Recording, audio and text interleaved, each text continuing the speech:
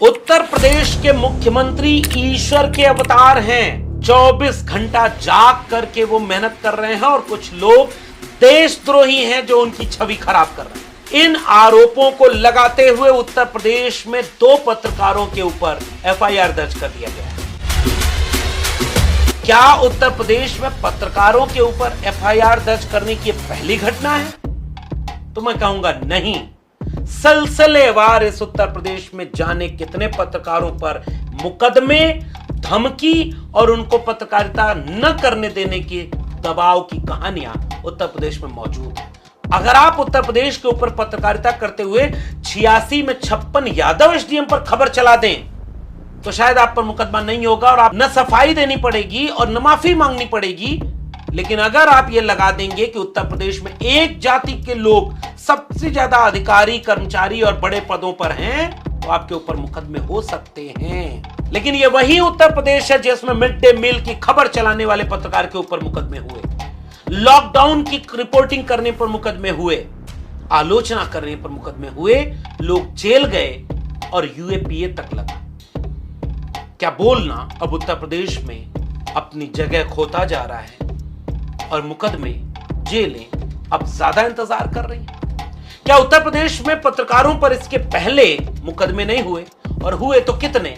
आज के वीडियो में पड़ताल करेंगे इन सारी बातों का और खासकर इस नायाब एफआईआर का एक एक शब्द आपको सुनाऊंगा कि यह मुकदमा आज तक के आजाद भारत के इतिहास का सबसे महान मुकदमा होने जा रहा है। स्वागत है आप सबका।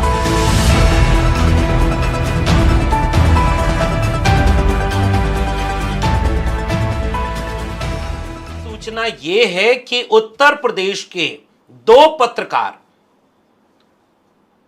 पत्रकार जो कि एक तो टेलीविजन में थे, एक टेलीविजन में नहीं, स्वतंत्र पत्रकारिता कर रही थी, इन दोनों के ऊपर उत्तर प्रदेश में मुकदमा हो जाता है कि इन्हीं पंकज के नाम से, पंकज कुमार हैं, स्क्रीनशॉट लगा करके 12 वर्क हस्ताक्षर के साथ वो मुकदमा कर देते हैं और मुकदमा करते हुए 2 पत्रकारों पर धारा 353(2), 197(1)(c), 302, मतलब 302 का भी मुकदमा है, धारा लगी है, 356(2), 66, इस तरह की कई मतलब गंभीर धाराओं में वो मुकदमा कर देते हैं।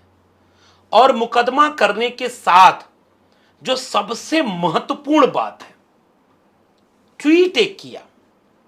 अभिषेक उपाध्याय करके एक पत्रकार है और दूसरी ममता त्रिपाठी, जिसमें से अभिषेक उपाध्याय का कोई इतिहास ऐसा रहा हो कि वो एंटी एस्टेब्लिशमेंट और निष्पक्ष तटस्थ पत्रकार रहे हों, ये सही नहीं है। अभिषेक उपाध्याय के अनगिनत ट्वीट आज भी लोग शेयर कर रहे हैं जिसमें वो मुसलमान विरोधी, बुलडोजर के समर्थक, भारतीय जनता पार्टी के पैरोकार और जाने क्या क्या करके पत्रकारिता करते रहे। अखिलेश यादव से इन्हीं अभिषेक उपाध्याय ने एक बार कुछ अनाप शनाप सवाल पूछा तो उन्होंने कहा कि मैंने तुम्हें छू लिया, अब जाओ तुम पहले नहाओ। कई तरह के सवाल हैं, मतलब एक बार एक टीवी चैनल पर बैठ करके वो माफिया पर सवाल कर रहे थे, यही अभिषेक उपाध्याय राजा भैया से लेकर के तमाम लोगों के ऊपर सवाल कर रहे थे। और जब अखिलेश यादव ने जवाब दिया तो बहुत खराब ढंग से अखिलेश यादव के ऊपर हमलावर थे। चुनाव आया तो चुनाव में बीजेपी के पैरोकारी कर रहे थे, बुलडोजर के पक्ष में। मतलब अभिषेक उपाध्याय का एक ट्वीट ऐसा है कि बुलडोजर ही कई वोट बढ़ा देगा बीजेपी का। पत्रकार कैसे नैरेटिव बनाता है इसको लोग सब जानते हैं। दिल्ली में एक जगह पानी ज्यादा भरा था तो उसमें बगल में पानी कम है, लेकिन वो पानी में नीचे बैठ करके पत्रकारिता कर रहे थे ये दिखाने के लिए कि पानी कितना ज्यादा है। लेकिन अभिषेक उपाध्याय, जो कि ये बैकग्राउंड मैंने केवल इसलिए बताया कि वो कोई उस तरह के प्रगतिशील खेमे के, बहुत तार्किक वैज्ञानिक सोच वाले और निष्पक्ष पत्रकार रहे हों या बीजेपी के विरोधी ही रहे हों, ऐसा कतई नहीं। लेकिन एफआईआर अभिषेक उपाध्याय के नाम हो गई, ममता त्रिपाठी के ऊपर भी होगी क्योंकि उन्होंने अभिषेक उपाध्याय की ट्वीट को रीट्वीट किया। बहुत सारे लोगों ने किया, पता नहीं उन पर भी होगी कि नहीं, जिन्होंने अभिषेक उपाध्याय और ममता त्रिपाठी जी के ट्वीट को रीट्वीट किया है, क्योंकि जब इन दोनों पर मुकदमा हो सकता है तो बाकी उत्तर प्रदेश में किसी पर मुकदमा हो सकता है। तो मुकदमा पत्रकार पर हुआ, ये कोई नया नहीं है। अभी मैं आपको सिलसिलेवार उसका एक एक उदाहरण दूंगा कि उत्तर प्रदेश में मुकदमा कैसे हो रहा है और कितना होता आया है। अब ये नहीं कहूंगा इस वीडियो में, क्योंकि ये बात पिछली वीडियो में कह चुका हूं कि अगर आपके ऊपर बहुत ज्यादा मुकदमा है तो थोड़ा राजनीति में मेहनत करिए, पहले विधायक बनिए, सांसद बनिए, मुख्यमंत्री बन जाइए, मुकदमा सब वापस हो जाता है। तो अब लौटिए जरा इस मुकदमे पर। पंकज कुमार, तहरीर दी है एनसीआरबी ने, जो मुकदमे का सूची बनाई है उस पर क्या लिखा है। योगी आदित्यनाथ जी उत्तर प्रदेश के मुख्यमंत्री बाद में हैं। देखिए भाई, एफआईआर हुआ है तो जांच अब पुलिस करेगी, न्यायालय करेगा, उस पर मैं कोई टिप्पणी नहीं कर रहा कि क्या सही क्या गलत, किसने क्या कहा, वो अब जांच का विषय हो गया। पत्रकार हैं, वो अपना पक्ष रखेंगे, सरकार अपना पक्ष रखेगी, मुकदमा जो करवाया है उसने अपना पक्ष रखेंगे। मैं एक बड़ी खास बात आपसे साझा करने जा रहा हूं, जो उत्तर प्रदेश की बड़ी नायाब बात है। अब उस खास बात को पहले देखिए, फिर उसके बाद जरा और इतिहास में ले चलूंगा कि उत्तर प्रदेश में मुकदमों का क्या इतिहास है। आपको याद है, तब तक कह के जा रहा हूं, मिड डे मील में क्या खिलाया जा रहा है, यह रिपोर्ट कर दिया था एक पत्रकार ने, तो उसके ऊपर मुकदमा कर दिया।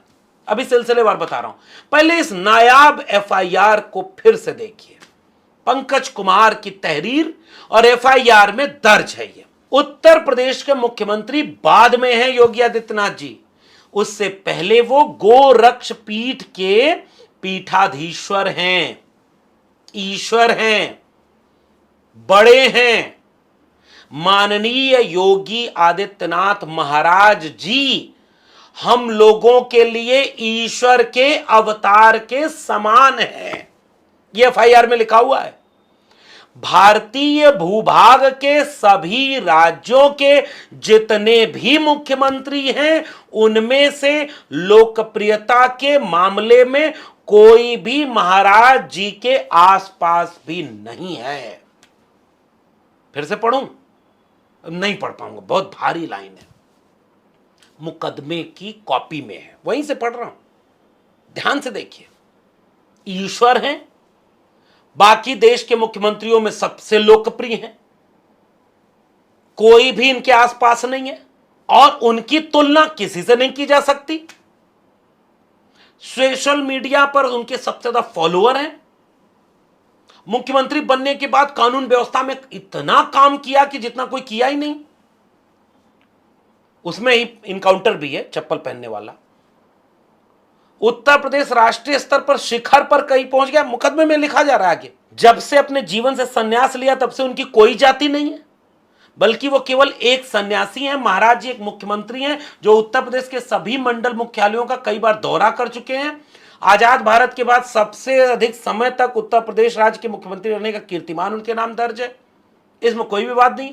अब ये जरा जितनी बातें हैं, क्या पुलिस इससे सहमत हो गई, एफआईआर में दर्ज हो गई, जरा आप अगर जानकार हैं तो मुझे जरा इसके बारे में जरा नीचे बताइए कि आप अगर किसी के ऊपर मुकदमा कर सकते हैं तो ये बातें मुकदमे में लिख जा सकती है। मुझे नहीं पता, मैं कानून का जानकार उतना नहीं हूं, लेकिन इस मुकदमे में ये लिखा है। क्या उत्तर प्रदेश के मुख्यमंत्री जी सन्यासी होने के बाद जाति से ऊपर उठ गए? फिर इस इंटरव्यू का क्या करेंगे जिसमें उन्होंने बताया कि लोग आपके ऊपर क्षत्रिय होने का आरोप लगाते हैं, तो वो कहते हैं हां मैं क्षत्रिय हूं और मुझे गर्व है क्षत्रिय होने पर। ये वो जाति है जिसमें भगवान भी पैदा होते हैं। जब आपसे ये कहा जाता है कि आप राजपूतों की पॉलिटिक्स करते हैं, तो आपको क्या दुख होता है? नहीं, कोई दुख नहीं होता। क्षत्रिय जाति में पैदा होना कोई अपराध थोड़ा है। पर उसकी इस देश की एक ऐसी जाति है जिसमें भगवान भी जन्म लिए हैं और बार बार जन्म लिए हैं। सन्यासी योगी उनकी भी जाति खुद बता रहे हैं वो, और भगवान की भी जाति बता रहे हैं। तो जातिवादी कौन हुआ और सन्यासी फिर आप कैसे हुए अगर आप अपनी जाति बता रहे? और उत्तर प्रदेश के लोग लगातार एक सवाल इस पूरे ट्वीट में क्या था कि जिस जाति के अजय सिंह बिष्ट जी, जो उनका पुराना नाम है, अब उनका नाम है आदित्यनाथ योगी, जिससे वो शपथ लेते हैं, तो ये आरोप यही तो लिखा इन लोगों ने कि भाई आपकी जाति जो बिष्ट यानी ठाकुर थी, उस जाति के सबसे ज्यादा अधिकारी आपके आसपास हैं, और एक एक नाम गिनवा दिया है कि प्रमुख सचिव, मुख्य सचिव, मुख्यमंत्री कार्यालय, सूचना विभाग, मंत्रालयों में भरे पड़े हैं एक ही जाति के लोग। डीएम, एसपी सबसे ज्यादा उसी जाति के हैं जिसके मुख्यमंत्री जी हैं। क्या ये यूपी में नया हो रहा है? 86 में 56 एसडीएम का आरोप किसने लगाया था उत्तर प्रदेश की समाजवादी सरकार के ऊपर? वो भी एक पत्रकार था। उस पत्रकार के ऊपर समाजवादी पार्टी ने मुकदमा नहीं किया, आज तक नहीं किया। पुण्य प्रसून वाजपेयी, तब वो आज तक में हुआ करते थे, अब तो वो नौकरी में नहीं है, अब वो अपने यूट्यूब चैनल पर क्रांति कर रहे हैं। लेकिन आज तक उन्होंने माफी नहीं मांगी कि उन्होंने गलत खबर, फेक खबर चलाई थी कि यादव सबसे ज्यादा एसडीएम हो गए, जिसको मुख्यमंत्री ने सदन में खड़ा होकर कहा कि 46 में 56 एसडीएम, माफी 86 में 56। मुख्यमंत्री का काम है 56 लोगों की सूची जारी कर देना। ये देखो उत्तर प्रदेश में अखिलेश यादव की सरकार में 56 यादव एसडीएम हुए, आज तक नहीं हुए। आंकड़े बताते हैं 6 से 8 कुल यादव हुए एसडीएम। और अगर एक पत्रकारों ने यादवों के बजाय, अब उस समय क्या होता था, कोई भी घटना हो जाए तो यादव मुख्यमंत्री का चेहरा हर समय होता था, टीवी स्क्रीन पर इस्तीफा मांगा जाता था, सब कुछ होता था। इन पत्रकारों ने क्या कहा कि इस समय उत्तर प्रदेश में मुख्यमंत्री योगी आदित्यनाथ की सन्यासी बनने के पहले वाली जो जाति है, जो बाद में योगी आदित्यनाथ जी कहते हैं कि अब भी है, उस जाति के सबसे ज्यादा डीएम, एसपी, थाने में, सचिवालय में, मंत्रालयों में, मुख्यमंत्री कार्यालय में सबसे ज्यादा उसी जाति के लोग हैं। और एफआईआर करने वाला कह रहा है कि अब उनकी कोई जाति नहीं है। साफ तौर पर देश में खुलेआम दुनिया देख रही है, अगर अपराधी का नाम विनीत सिंह है तो अपने पैरों पर चलकर पुलिस के बाहों में बाहें डाल करके वो सरेंडर करेगा, और अगर उस अपराधी का नाम मंगेश यादव है तो मार डाला जाएगा चप्पल पहनकर। इसी उत्तर प्रदेश में हो रहा है। फिर भी जाति नहीं है उत्तर प्रदेश में। एक डीजीपी है पुराना, वो रिटायर हो गया, वो भी ये बात बोलता है। ये तो अब देश देख रहा है। बुलडोजर इतना मुसलमानों और तमाम उन लोगों के ऊपर, गरीबों के ऊपर चला कि सुप्रीम कोर्ट ने चाबी निकाली, और ये जो पत्रकार थे ये लोग इसको बात को कर रहे हैं। तो एफआईआर क्या कहता है? उपरोक्त उपलब्धियां महाराज जी को एकदम अलग छवि का निर्देशित करती हैं।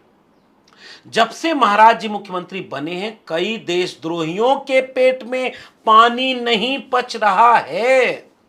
एफआईआर की भाषा है, कई देशद्रोहियों के कोट अनकोट पानी नहीं पच रहा है। और अभी कल मैंने एक वीडियो बनाई थी, नहीं देखे हो तो देखिएगा कि उत्तर प्रदेश में जबान किसकी कितनी हिंसक है। और उस हिंसक जबान पर खुद सन्यासी जी बोलते हैं, कुत्ते की दुम है, सरगना, गुर्गा। मतलब अब क्या बताएं, मतलब अब चेहरा ही मेरा उस तरह का हो जा रहा है। अब देशद्रोहियों को लगता है कि बाबा का काम इतना अच्छा है जिसके कारण जनता महाराज को सर्वाधिक प्रेम करती है। महाराज जी निर्विवाद रूप से, most important line of the FIR, महाराज जी निर्विवाद रूप से 24 घंटे जग कर देश एवं प्रदेश के जनता की सेवा कर रहे हैं। मतलब कब 16 घंटे किसी का हुआ, फिर किसी का 18 घंटे हो गया कि जग कर काम कर रहे हैं, छुट्टी नहीं लेते, थकते नहीं, पर्स नहीं रखते, आम चूस कर खाते हैं। तो 16 से 18 घंटे तक पहुंचा था, अब 24 घंटे जाग रहे हैं वो। ये एफआईआर में लिखा है, सरकारी दस्तावेज हो गया ये। अब भाई लिखा है, भले पंकज कुमार नाम के आदमी की तहरीर पर लिखा है। ये मैं आपसे साझा करना चाह रहा हूं। जागते नहीं क्योंकि सोते ही नहीं, 24 घंटे जाग करके, और वो अपना काम कर रहे हैं। अब जरा इनके काम का एक रिपोर्ट दे रहा हूं बीबीसी में। पत्रकारों के खिलाफ इतनी एफआईआर यूपी में क्यों? समीरात्मज मिश्र हैं, ये 16 अक्टूबर 2020 को बीबीसी में लिखते हैं कि उत्तर प्रदेश में अनगिनत मुकदमे पत्रकारों के ऊपर हुए। 16 सितंबर 2020 को सीतापुर में रविंद्र सक्सेना क्वारंटाइन सेंटर पर बद इंतजामी की खबर दिखाते हैं, उनके ऊपर मुकदमा। 19 जून 2020 को वाराणसी में सुप्रिया शर्मा पीएम नरेंद्र मोदी के गोदली गांव डोमरी में भूखे रहने वाले विवश लोगों की खबर दिखाती हैं। SC ST एक्ट 1989 और मानहानि की धारा 501, फिर आईपीसी 269, ये मुकदमे सुप्रिया शर्मा। 31 अगस्त 2019 मिर्जापुर, उत्तर प्रदेश के मिर्जापुर में पंकज जायसवाल नाम के एक पत्रकार ने सरकारी स्कूल में अनियमितता और मिड डे मील के खाने में केवल नमक और रोटी खिलाई जा रही है, इसकी खबर चला दी। एफआईआर हो गया पंकज जायसवाल के ऊपर। और उसके बाद जब पूरे देश में हंगामा हुआ तो बाद में पता नहीं क्या हुआ, मुझे पता नहीं। हालांकि इस रिपोर्ट कहती है कि बाद में एफआईआर हटा लिया गया। 10 सितंबर 2019 आजमगढ़ के एक स्कूल में छात्रों से झाड़ू लगाने की घटना की रिपोर्ट करने वाले 6 पत्रकारों के खिलाफ एफआईआर। संतोष जायसवाल के खिलाफ सरकारी काम में बाधा डालने और रंगदारी मारने का आरोप। 7 सितंबर 2020 बिजनौर में दबंगों के डर से वाल्मीकि परिवार के पलायन करने संबंधी खबर के मामले में 5 पत्रकारों पर एफआईआर। आशीष तोमर, शकील अहमद, लाखन सिंह, आमिर खान और मोइन अहमद। 3 सितंबर 2019 लखनऊ में वरिष्ठ पत्रकार असद रिजवी को नोटिस। एसीएम की कोर्ट में हाजिरी के लिए कहा गया। मुहर्रम में शांति भंग करने की बात हुई। इसी उत्तर प्रदेश में दवायर के संपादक के ऊपर, सिद्धार्थ वरजराजन के ऊपर 2 एफआईआर की गई। लॉकडाउन के बाद अयोध्या में होने वाले कार्यक्रम में यूपी के मुख्यमंत्री के शामिल होने की खबर छापकर अफवाह उड़ाई थी और उसके बाद फिर इनका मामला आगे चला। इसी तरह से उत्तर प्रदेश में लगातार, और उसके बाद आप देखेंगे हाथरस का केस होता है और हाथरस के केस में एक पत्रकार जब वो आता है उसकी रिपोर्टिंग करने और उसको पहले गिरफ्तार करके यूएपीए लगा दिया जाता है। और इस समय यही पत्रकार, इसमें से अधिकांश पत्रकार ऐसे हैं जो भारतीय जनता पार्टी के उन खबरों को शायद पता नहीं दिखा भी पा रहे हैं कि नहीं, कि जैसे मान लीजिए फेक इनकाउंटर की खबर पूरे देश में चल रही है। इस समय उत्तर प्रदेश में कितने लोग उस पर रिपोर्टिंग कर रहे थे पता नहीं उस पर भी मुकदमा हो जाए। तो उत्तर प्रदेश में इस समय मुकदमा कितना हो रहा है और कुछ भी बोलने पर कोई भी जेल में डाला जा सकता है। कोई पैर में, अभी अखिलेश यादव ने बोला कि पैर में गोली मार करके जितने लोगों को पकड़ा जा रहा है वो सारे फर्जी। अखिलेश यादव का बयान। अखिलेश यादव कह रहे हैं कि भाई माफिया और मठाधीश में अंतर नहीं होता। उसके बाद योगी आदित्यनाथ की भाषा आपने देखी, पाकिस्तान, बांग्लादेश, औरंगजेब, कुत्ते की दुम है, ये है वो है। उत्तर प्रदेश में राजनीति बिल्कुल नए दिशा में जाती दिख रही है और अगर यही दिशा रही तो उत्तर प्रदेश में आने वाले दिनों में ये बातें और बढ़ेंगी। अब ये एक बात आखिर में कह के जा रहा हूं कि हर मोदी विरोधी और बीजेपी विरोधी व्यक्ति आज आप उसको हीरो बना देंगे। पता चला कि कल का उसका ट्वीट निकाल कर देखेंगे तो वो घोर सांप्रदायिक न निकल जाए, मुसलमान विरोधी निकलेगा, वो आरक्षण विरोधी निकल जाएगा, संविधान विरोधी उसके ट्वीट निकल आएंगे। तो बच के रहना है। लेकिन हां, अगर कोई अभिव्यक्ति की आजादी पर हमला हो तो बोलना पड़ता है और बोलना जनता के पक्ष में खड़ा होकर के। इसलिए उत्तर प्रदेश में बोलना क्या कुछ करवा सकता है, सजग होना होगा। आपका क्या मानना है नीचे कमेंट बॉक्स में जरूर बताइएगा। फिर मिलेंगे किसी और टिप्पणी के साथ। हमारे चैनल के साथ जुड़ने के लिए सब्सक्राइब करें और बेल नोटिफिकेशन दबाना ना भूलें।